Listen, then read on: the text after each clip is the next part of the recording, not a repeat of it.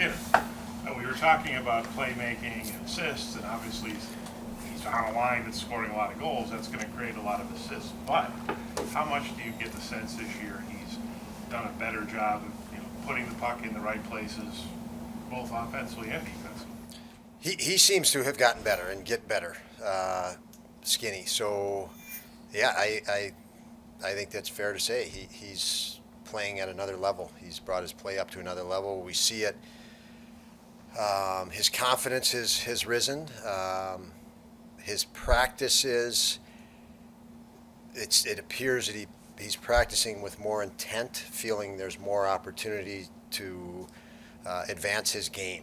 And he certainly believes in his line mates and teammates. And you can see that. You can see when guys gain confidence from those around them, and the way he communicates, the way he interacts with anybody.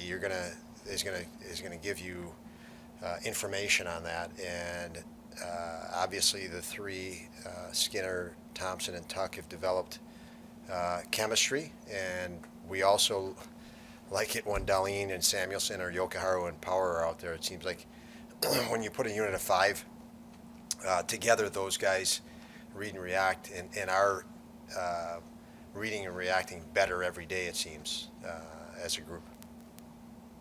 As far as Peyton's goal, I mean, a goal for Peyton was going to boost his confidence, but just the way he scored, I mean, he hounded a guy, he beat a guy. I mean, just what can that do for his confidence, the way he scored? I think his confidence had been growing before the goal, and the goal was, just a result, but definitely an injection of adrenaline and more energy. It's great to see him score a goal with work ethic, because you could see in that goal, you're not going to score that goal without a lot of skill, even though the premise of it, or the start of it, was him tracking and pressuring and forcing a turnover on one of their top players. And then with very limited time and very limited space, his skill took over to go through and around a defenseman and get the puck past the goalie, and again, a confined area. So you had the combination of the work ethic and skill, and that, as a coach, I can tell you, is very nice to see. And it's something that he is working to add to his game, getting off of the perimeter and to the net more. How much differently do you sense the Penguins are than a month ago? I mean, it seems like a complete turnaround. Yeah, I think they're 10-2-2 or something ridiculous. Penguin-esque, I should say, with how they've been playing lately. And, in my mind, they never struggle.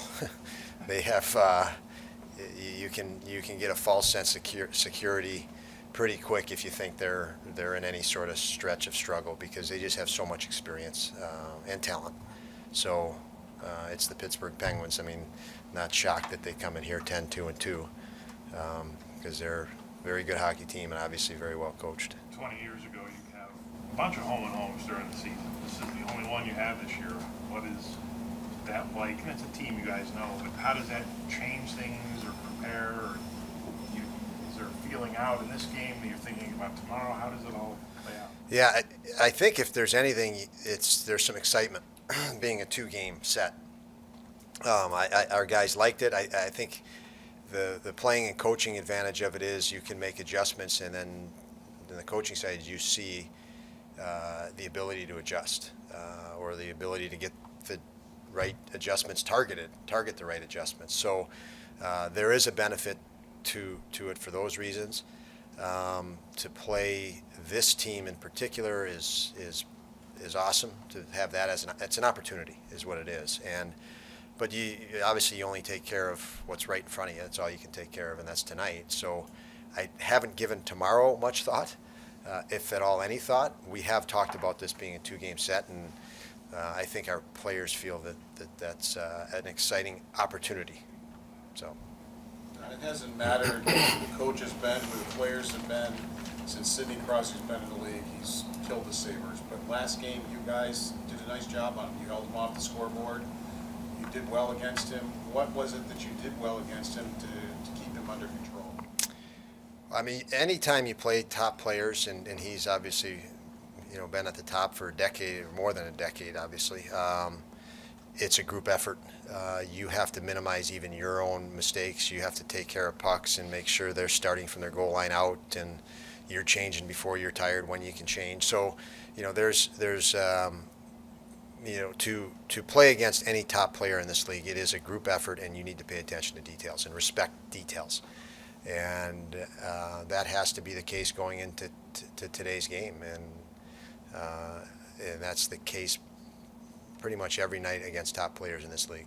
Do you try to match up a defensive pair against them? I know you're not going to say who, but Yeah. is that basically your philosophy, that we want to get a certain pair out there against a certain player?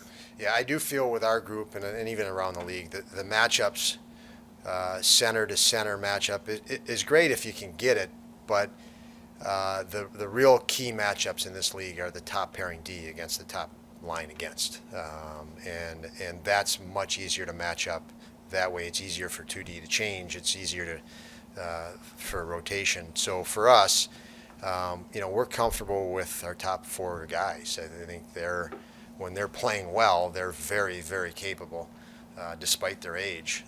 And that's Owen and Yokoharu and Dahlin and Samuelson. And the nice thing is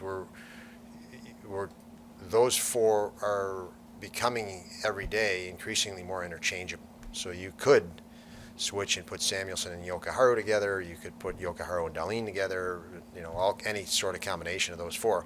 Those four players are very comfortable and capable when they're on their game of doing a nice job. Does Pilot stay in, or are you going to make a change? There'll be a change there. Yeah. So Fitzgerald and Bryson will be the third pair today. Your forwards the same? Don't tell Pittsburgh. Are your forwards the same? Forwards are the same.